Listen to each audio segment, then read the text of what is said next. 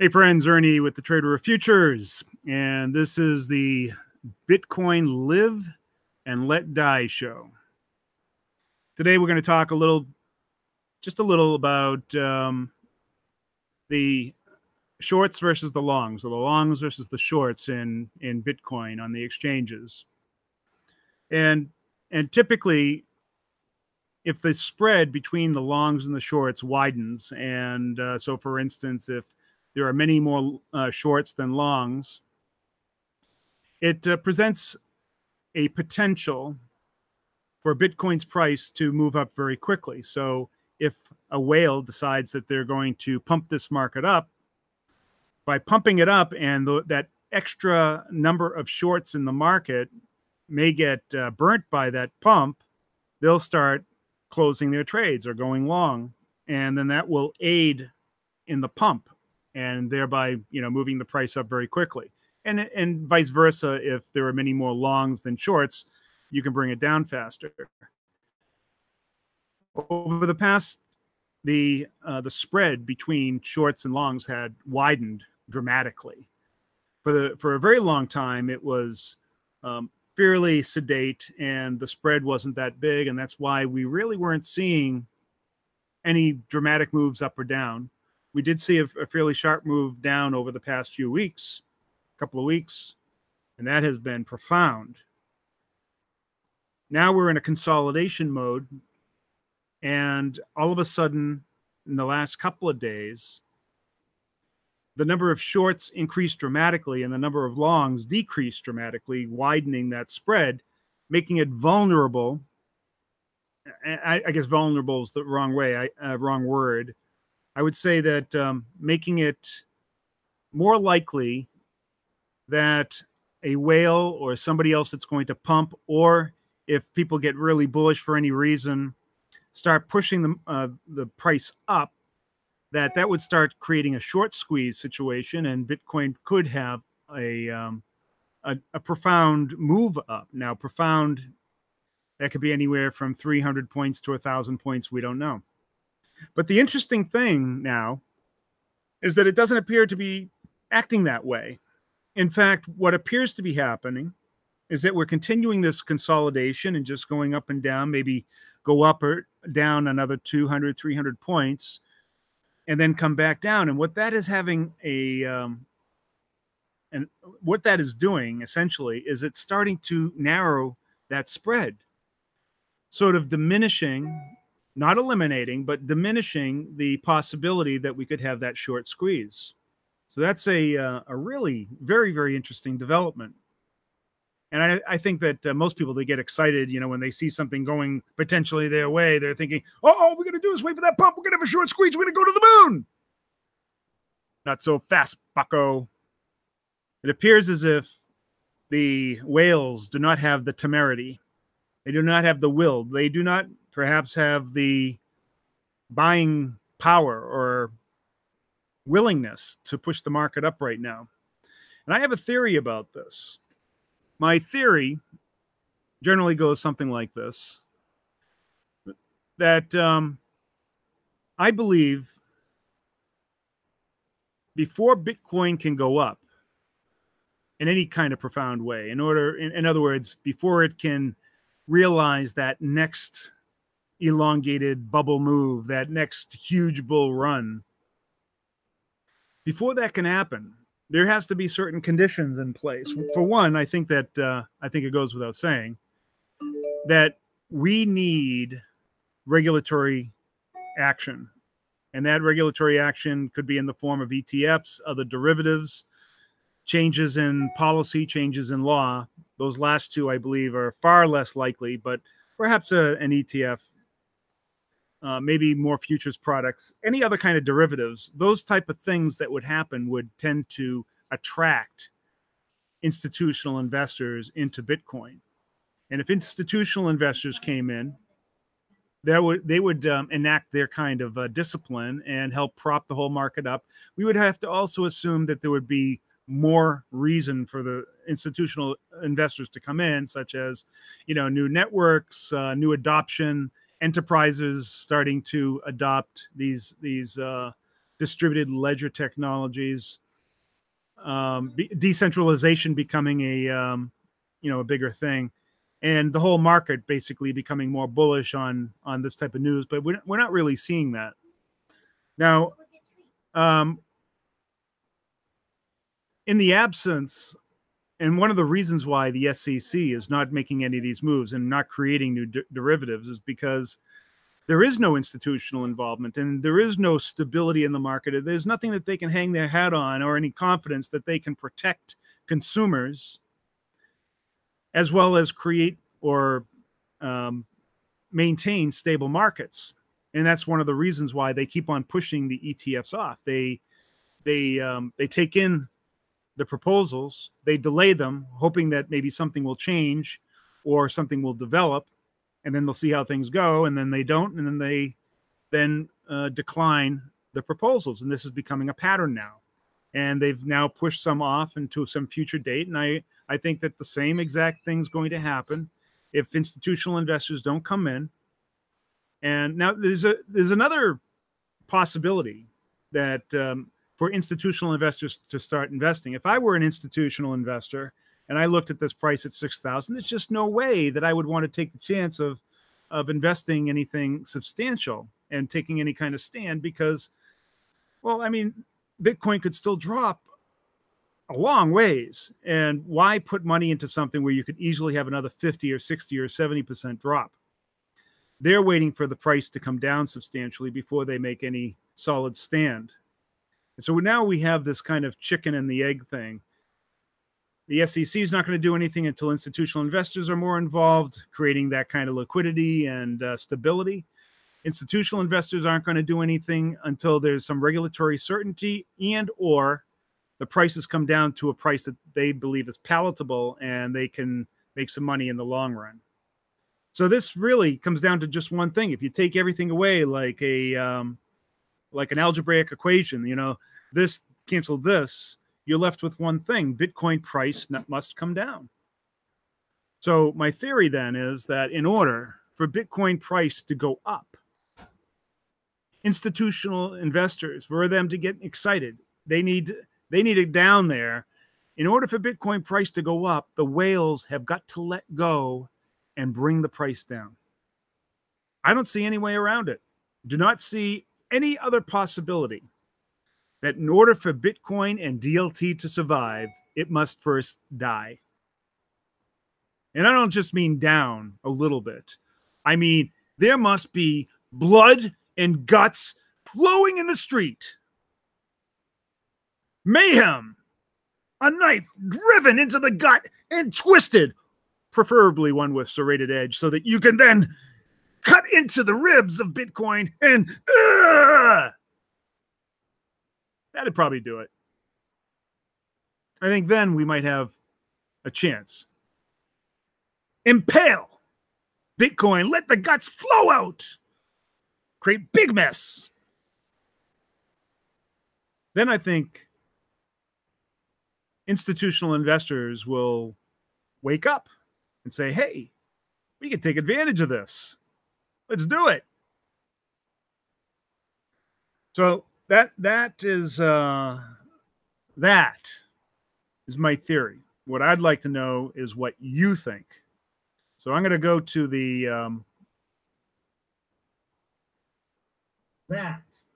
I'm going to go to the chat and see what you guys are up to. Just give me a second here to get everything kind of organized. While I'm doing that, I would like to direct you down to the comment section. Many of you know that my dog Neo has contracted cancer, and we're going to give him prednisone, but we're not going to go the chemo route. It doesn't seem to make a lot of sense. Prednisone is a steroid, and it will help him in terms of maybe shrinking some of the tumors a little bit, anti-inflammatory, that sort of thing. But we're also starting him on cannabis oil, and we're giving that to him as well. We're hoping that will aid him, but it's a very expensive thing. And quite frankly, after I got screwed with AT&T and my business was shot, it's not something that's easy to afford.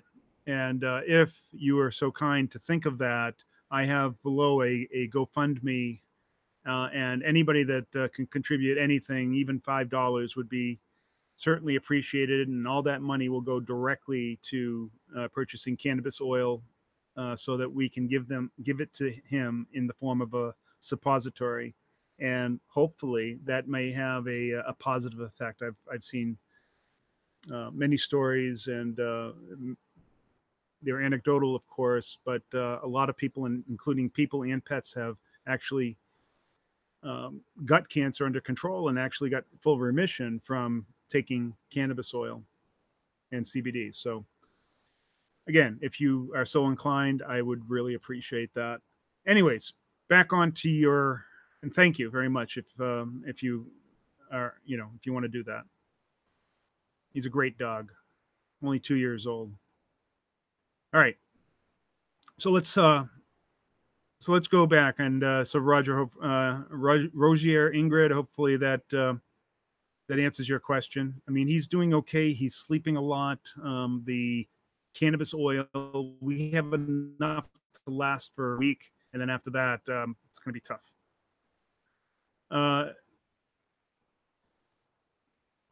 All right, so Keston asks, same question a few days. Their wealth is decreasing, just saying. It's a little cryptic message. I mean, I don't know if English is your first language. CNBC talked about CNBC a couple of days ago. Okay. Right. I doubt short squeeze is happening. Even media is saying it's gonna happen. Yeah, so if they're saying it's gonna happen, then it probably isn't gonna happen. And that's what I've been seeing. I've been seeing essentially what's forming is a bull flag.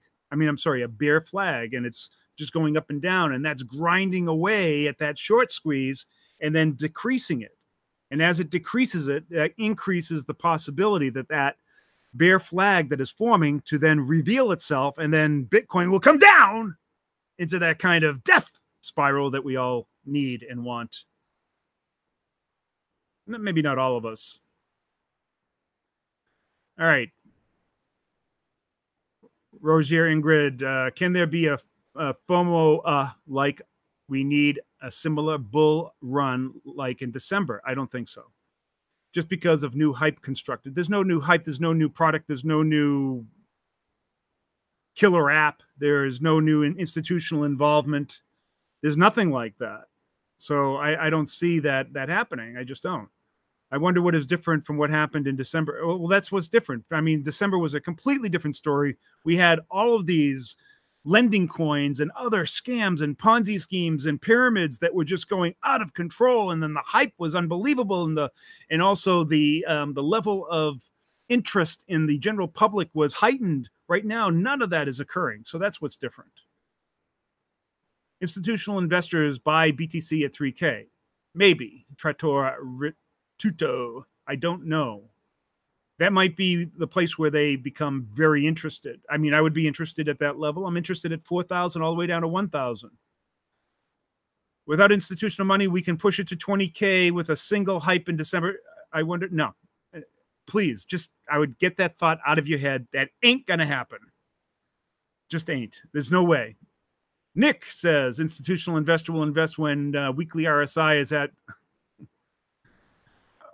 Seriously, you got to be shitting me. An RSI, it means nothing. I don't mean to, to belittle the idea, but I'm belittling the idea. The RSI means butkus. It has absolutely nothing to do with price action. It is a lagging indicator that simply looks back at the last few bars, and that's it. We can stay oversold for a long, we could stay oversold for years. Under 30. Sorry to burst your bubble. That's just the way it is. Top 10 most. Pump and dump every time it's 6. Yeah, that's what they're doing. But that's also what is grinding away at that long short squeeze and then decreasing it. No sugar. Keto diet for dog. Cancer cells grow off sugar.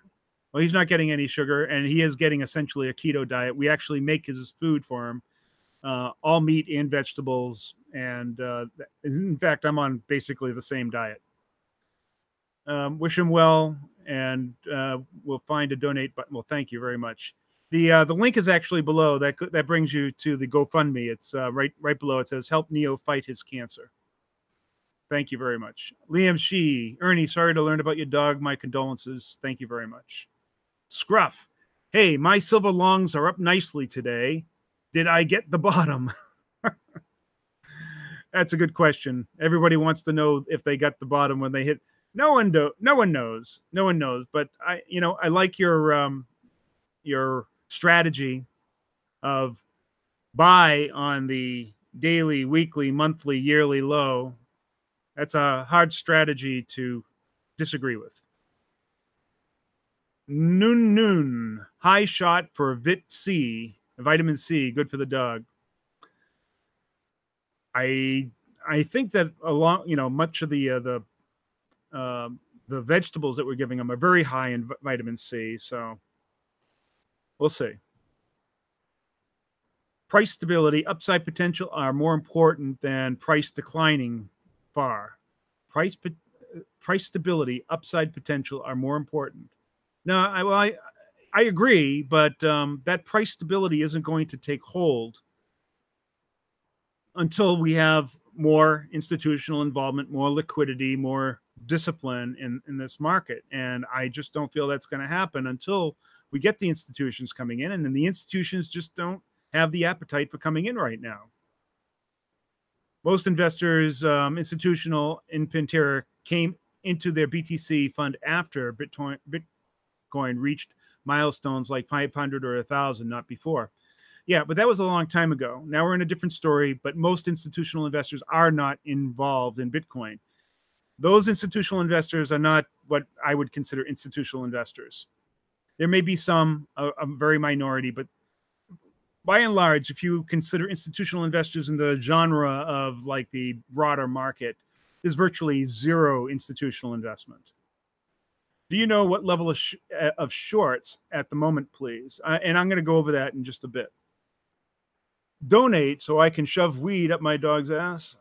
Well, that's kind of crude, but that is essentially what it is. But it's not weed. It's a highly derived concentrate that just includes essentially the THC and some CBD. RSI is a meme, says Crypto Hash. Raziel, RSI is for noobs. Institutionals use quantitative data based on volatility volume. Yes, that's exactly right. Raziel. Natural remedies. Best tips to become a good trader and do good for trades for a noob? Almost every day. I can't promise a great tip every time, but ask and you may receive. They want to accumulate when volatility is lowest. As a general rule, that's not necessarily true. Scruff McDudington. What do you mean you can't guarantee the bottom? I can't guarantee squat, Scruff. Yeah, say that 10 times fast. Squat, Scruff, squat, Scruff, squat, Scruff, squat, Scruff. I'll try. The only people I listen to are people who guarantee two things. I'm always right and I will make money. Goodbye, my friend. Somehow I don't believe you.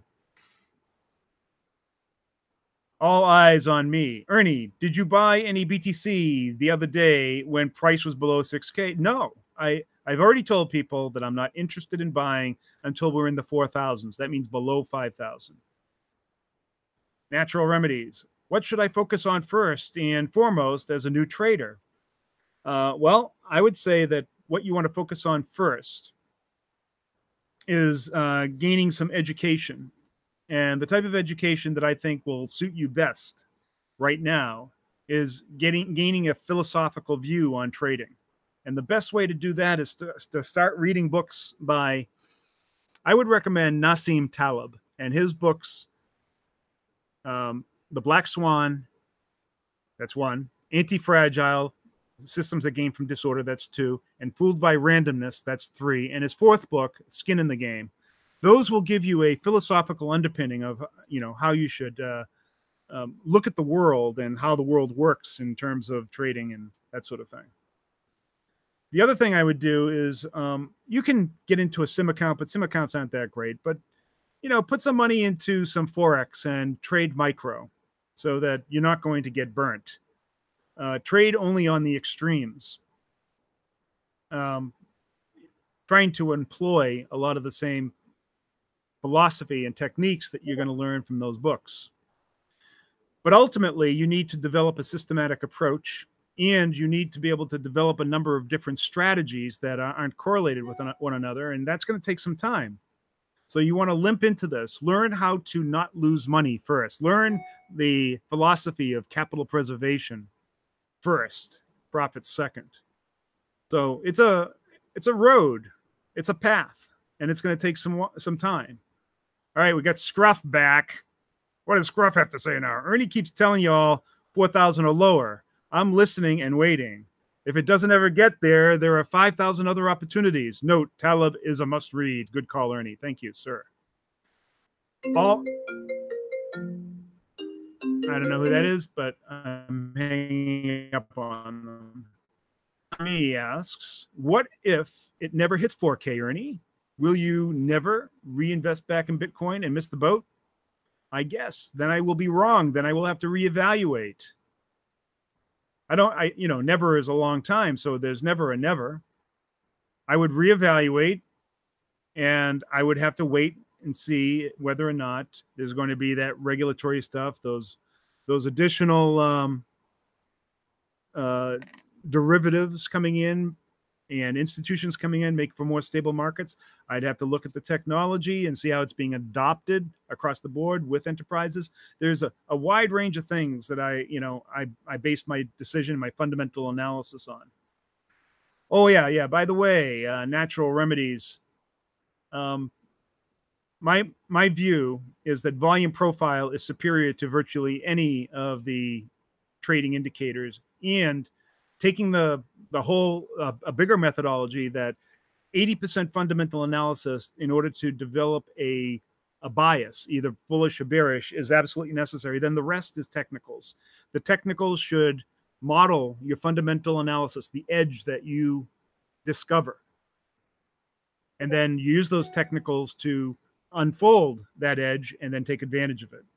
But you don't need technical analysis for the most part.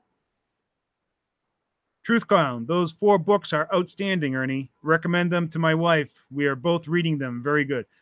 Thank you. Yes. To me, they are almost a religion in trading. They are easy reads. They're allegories. Very, very little, if any, math. Now, Nassim Taleb is an academic mathematician and a very well-renowned philosopher, and his books are fantastic. He has these characters that go throughout his books. They're easy reads. I like the Audible versions. All the Audible narrators for all those books are fantastic. Truth Clown, with the recent visa blocking of Richard Spencer and other deplatforming examples, could we find the need for alternative payment systems, see a rise of the blockchain, Bitcoin use case after the washout? Well, I think that, any kind of necessity, I mean, if that kind of points to Bitcoin or some other crypto as an alternative means of transacting or transacting value, that could be an impetus or a catalyst for more adoption. I don't know if that would be like the thing that would send it over the top, though. You're welcome, Natural Remedies. All eyes on me. So, Ernie, we've now tested 5,800 about 3 times. The last 2 times were on the downtrend. You and others said we would break through that support line, being that we didn't break 5,800 for the 3rd time. I don't care how many times it's done it. It's eventually going to get down there, in my view. Time doesn't, that includes something there. As a general rule, the more times it bounces off something doesn't necessarily mean that it's going to then, go the other way. As a matter of fact, more times it hits a level, there's a greater, on average, probability that it will break through there. I'm sure we're in a washout phase currently. I think so too. Great days. They can keep printing Tether to keep BTC above 5,800 until the new wave of hype. I don't maybe. But again, that's not going to, I don't believe they're going to have that new wave of hype anytime soon. It's going to be a long, long time. I give it a year, year and a half at least. All right, so let's take a look at the longs and shorts.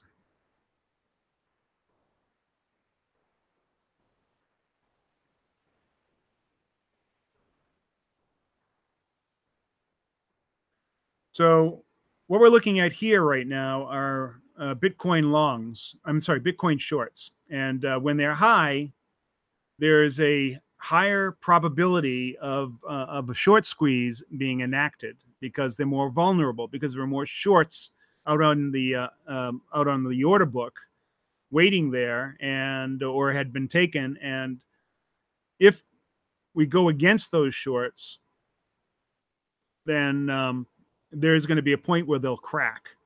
So right now, with an overabundance, now you can see shorts came all the way up to here, but they've retracted significantly. All right, almost a third of that total rise that we had, and this is because of the grinding. That's the grinding effect, and I'll show you that in a second.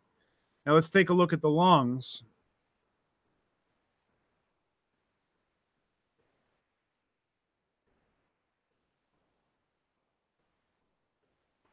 So the longs did the exact same thing. They came down very hard, but now they are grinding back up. So, and the reason for this, let's go back to then Bitcoin proper. Let's see, that's not the one I want to show.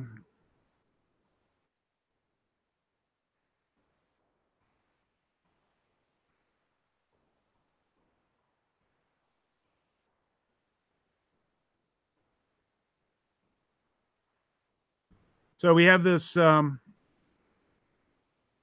bear flag forming. I guess it may look something like that. And you can see that we've got all these really, really long tails, these fat tails. We make a good run up, get pulled back. Good run up or back down, get pulled back. And so we're grinding back and forth. And I see that us doing that for a while. And while we're doing this, this is wearing down that spread. That is what's wearing down the spread. Eventually, that spread is going to become a non-factor. And then I believe that we're going to start moving down again. It will be a continuation of this sharp trend. We'll have made what I consider a prototypical bear flag. And that has a high degree of probability. I would give it, 65 to 70% probability of moving down sharply.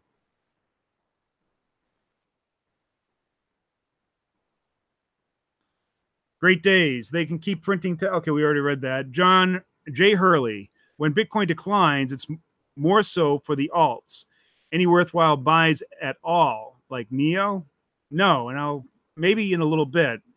The spread also between Bitcoin and alts is increasing dramatically, although today it's got a little bit of a relief from basically the spread that this spread that's been occurring ever since May.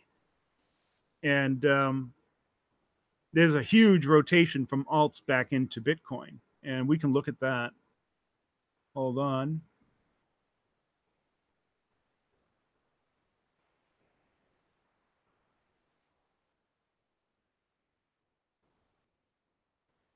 So right now the dominance is at 53.1%. You can see up top here. Yesterday was at about 54.5%. So let's go down to the relative positioning of all the majors along with Bitcoin. And I'm going to just look at 2018. And we can see that since April, actually the real break was right about here, right there. The real break was right here on May 3rd, where Bitcoin dominance started to just dominate and most of the other altcoins started to move down. And you can see over the last week or so, actually the last couple of weeks, that it has just shot up. It's shot out like a rocket and pulled back just a little bit just in the last couple of days. This is that This is that that bear flag being formed.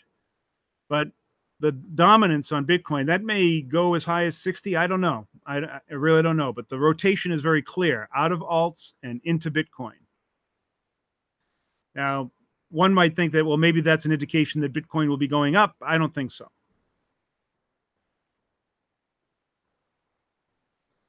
All right.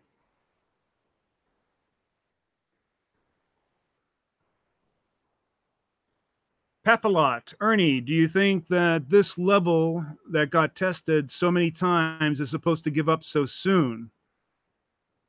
You know, the whole idea that something gets tested is foreign to me. I don't believe in that at all. I don't understand why people, there is some statistical probabilities surrounding like double tops, double bottoms, triple tops, etc. But it's not a significant probability look at it. And so all I do know, the thing that does have more probability is the more something hits a level, the greater the probability that it will eventually break that level. That's for sure. By the way, if you're watching this and you enjoy this show, please hit that like button and also share this video out. So I'm going to try to get to the rest of these questions here, and then make this a you know, a good show for this period of time. Unfortunately, I cannot post my chart, but I mean the area between 64, 58, and 65. That's just too narrow for me to even deal with. It means nothing. I think you're getting a little bit inside, you know, too close to the trees and not able to see the forest. That's just my opinion. I'm sure 5,800 is near or close to the bottom. Over 70% drop from, nah, I don't agree with that. I think the bottom is way, way, way below that.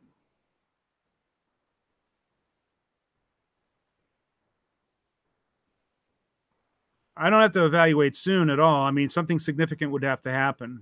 We'll see what happens in the fall. If nothing happens in the fall in terms of regulation, ETFs, institutional involvement, etc., nothing's really changed. Great days. Shorts just screaming, take care of me, please. Squeeze. Yeah, but they're not. They were there, and now they're being ground down. So that theory goes out the window. Unless, for some reason, a whale decides to start pumping this thing up like crazy. Can we go below 100 billion valuation for BTC? Of course we can, easily. Lots of people claim that is the minimum for futures to trade. No, it has nothing to do with it. Those people that are claiming that know nothing about futures. They are speaking out their ass, and that's what's coming out of their mouths. Shit. Just a bunch of brown shit. More like diarrhea. It's like flowing down here like there, and then it's staining them. They know nothing. Frederick Newman, hearing more and more that the CBOE ETF will get approved. Of course you are. There are more rumors. There's always rumors. You know, this is an echo chamber. Backslappers galore. This is the Backslapper Club. It's not a gang, it's a club. They slap each other's back. They slap their own back. They get in these rooms with no furniture and they just reverberate. And then sooner or later, it becomes a truth in their head.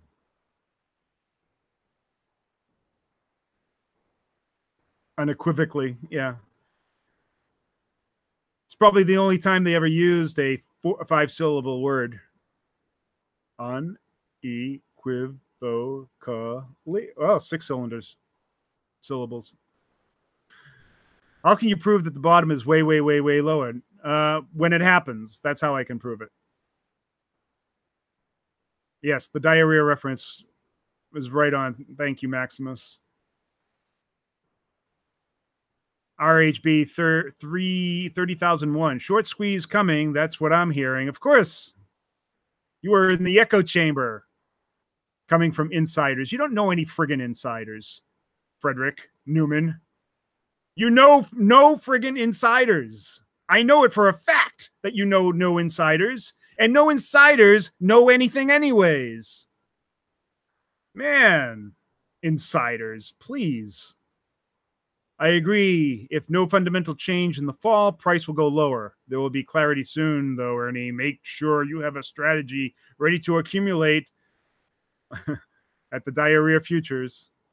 Ballsy one. Ernie, I'm glad you came to your senses and not covering BTC and crypto anymore and only covering the regular stock market. I didn't say I would only cover the regular stock market. What I said was I was going to move away from crypto and then start doing stocks more predominantly. And it's true that I have not yet done that, but I believe that there's still a story to be told here. And quite frankly, I'm connecting with a lot of people right now. And but I promise you, start covering more traditional stock markets, particularly futures and options. If you know insiders, you aren't here. Truth. Well, there aren't any insiders, so don't worry about it. There are a few. I know some whales. I don't even consider them insiders. They're not insiders. Hey, just asking, respect your opinion. That's okay. I tend to overreact, and so when I act a little bombastic, it's not directed at you. That's just the way I am. It's kind of directed out at the cryptoverse.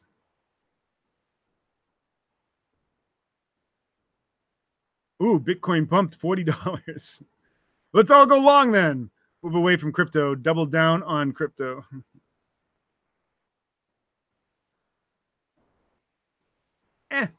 I can do whatever the hell I want. It's my channel. If people start demanding, absolutely demanding that I go and start doing traditional markets, and then the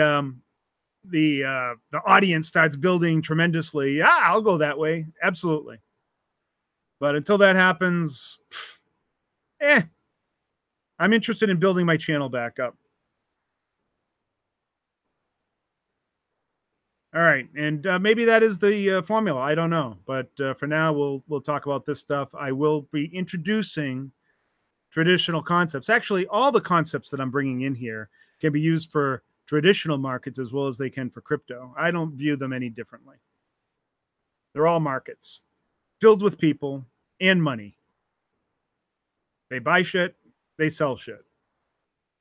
They try to make money. More often than not, they lose money. Thank you. All eyes. Philippe Agnelli. Where is the number dollar for you get inside of the party again? I'm going to have to parse that a little bit better. Where is the number, where is, I guess, the level where you get inside the party again? I said this below. I would say in the 4,000s, I start buying, I start accumulating. And then I would progress the size of that accumulation as it approaches 1,000. Good luck with building your channel back up, Ernie. I'll be here to support it along the way. Thank you very much, Maximus. Maximus Aurelius. Actually, you're Maximus K. Although I would like your opinion on Canadian pot stocks, Ernie. I don't know much about Canadian pot stocks, but I mean, I could talk about pot. If you're interested, and I am, but I'm not invested in any pot stocks right now. My daughter is looking at expanding, and actually starting a business in that area. So that's what I'm really interested in. Can a washout happens with big money coming in just supporting the main projects and outnumbering the shitcoins? Can a washout happen with big money coming in, supporting the main projects and outnumbering the shitcoins? So in other words, can like Neo and EOS, all of, or Cardano, all of a sudden they get all the majority of the money and they start growing because of institutional or enterprise involvement or adoption? That's possible, but I don't see that even close to happening. Okay, thanks a lot. Really respect your advice. You're welcome, Agnelli. Truth Clown, can you give a basic breakdown of what short longs are for us market babes? It's the actual short positions and long positions that are being held in the market. So if you went short, they would count you as one, or however big your position size is. If I went long, they would count me as a one long. You'd be a one short. And then they just tally them all up, and then they plot them. And then the difference between them is what's so important. When there's a tiny difference, not much is happening. When that difference widens, and particularly if there are more of one, like more shorts than longs or more longs than shorts, it may favor a move depending on that difference. How about trading Bitcoin now? You still doing that? Yeah. Or just waiting to accumulate? I do trade it on a day-to-day basis, very rarely though, a little bit. I'm not that active. I have a hedge fund, and we are positioning ourselves with that, doing small trades here and there, but that's it. Going to start getting a little bit more involved in commodity futures and other things in that fund. Oh, thanks, Ingrid. Appreciate that. The wheat, the UIB linker. That's a hard one. The UIB linker. Hey, Ernie, you must have heard this before, but isn't the production cost for Bitcoin not going to be a problem? Well, it won't be a problem for some, and it'll be a tremendous problem for others. The average, I believe, is somewhere around $5,300 or something like that in terms of the cost. But for some, it's much higher. For some, it's much lower. So, but as that price comes down, it's going to necessarily start washing out a lot of the miners. And so that the existing miners and the mining pools that are out there will have a bigger share of the pie. So that will benefit them if they can stick it out. If they can't stick it out, they're gone. We don't need them. Oh, now Bitcoin dumped $40. Let's all go short now. All right. We're 42 minutes into this program. That's a good long time. That's a good show. All right. Everybody that's out there, give me a thumbs up. Press that like button. And share this video. Throw a comment in there after we finish this. Please. Really appreciate it. Looking for your input. I will be in that chat section and in the discussion, and I will be participating as much as I can, as I always do. Also, I am holding a volume profile class this Saturday. The link is below. And that also includes, this is a limited time offer. After this week, it's never going to be offered again. Along with that volume profile class, you'll also get a coaching session, a one-on-one coaching session with me, scheduled after the class sometime. And we can go over what you learned in the class or any other issue that you want. That's a $300 value. That's what I charge most people. That's what I charge everybody that buys that outside of a deal, but it's coming with that volume profile class.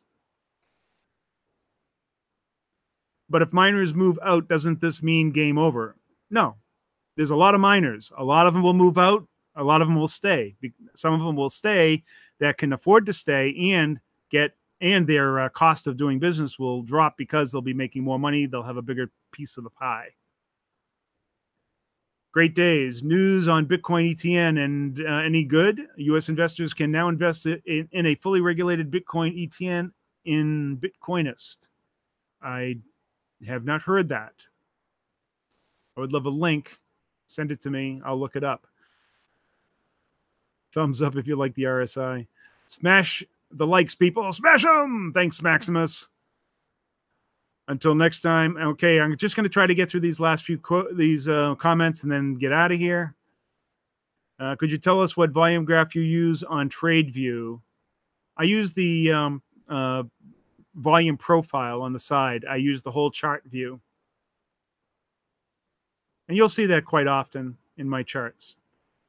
Ernie, did you have the chance to look at Willy Woo's? No, not yet. Sorry, Gabriel. I've been going through a lot of stuff lately, especially with the dog and everything. Again, I'll remind people that if you're a dog lover and you want to help us out, giving him a Rick Simpson oil, cannabis oil, to help hopefully cure his cancer. I'd really appreciate that. We're really going, it's a tough time for us. He's a wonderful dog. Is he here? No, he's upstairs. What do you mean by we have a hedge fund? Are you owning it, or are you just an advisor or the big kahuna? I have partners in this deal, and they are out of country. We are working together. They are the managers of the fund. I am the fund manager, or they are the business end. I am the trading end.